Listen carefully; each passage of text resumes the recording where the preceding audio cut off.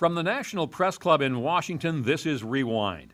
President Gerald Ford's son Steve came to the club to present the annual journalism awards of his father's foundation. He recalled his dad's fondness for the press. I can remember sitting at the dinner table and Dad talking about why a good democracy works so well, and it was because it had an educated public.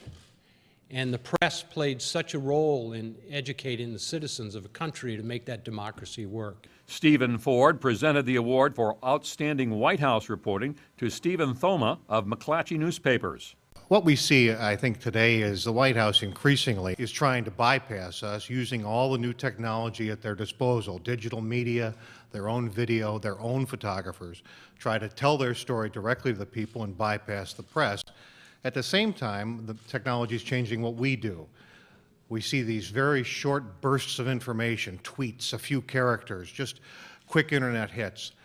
Yet I think the presidency is worth a lot more exploration than that. Keynote speaker Brent Scowcroft, national security advisor to Ford and other Republican presidents, was asked to assess the current field of Republican presidential candidates. I'm not politically sophisticated, but I'm not stupid. Less reluctant to talk were two former Democratic presidential candidates. Jesse Jackson came to the club to warn of voter suppression of minorities, and Dr. Howard Dean urged Congress to cut health care costs. I really don't think the idea of throwing more money at health care is a good idea. We have that's how we got here. We got here because legislators and politicians wouldn't make tough choices. Former Supreme Court Justice Sandra O'Connor also had some advice for the gridlocked Congress, telling a club audience what she did as a legislative leader in Arizona.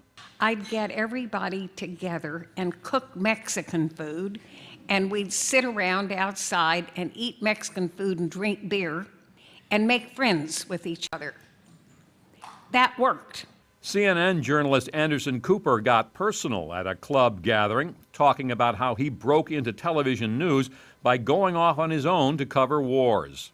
But I figured I would go places where people were afraid to go, and therefore I would have less competition, and I would go places where there was fighting because it would be interesting video and I could tell stories, and it's what kind of interested me. And I was also, my brother committed suicide the year before, and I was really kind of trying to figure out how to survive. And Miss America also got personal at the club about her rural background. It's important to always remain ridiculously humble, and I think that's something that growing up in Nebraska did for me. From the National Press Club, this has been Rewind.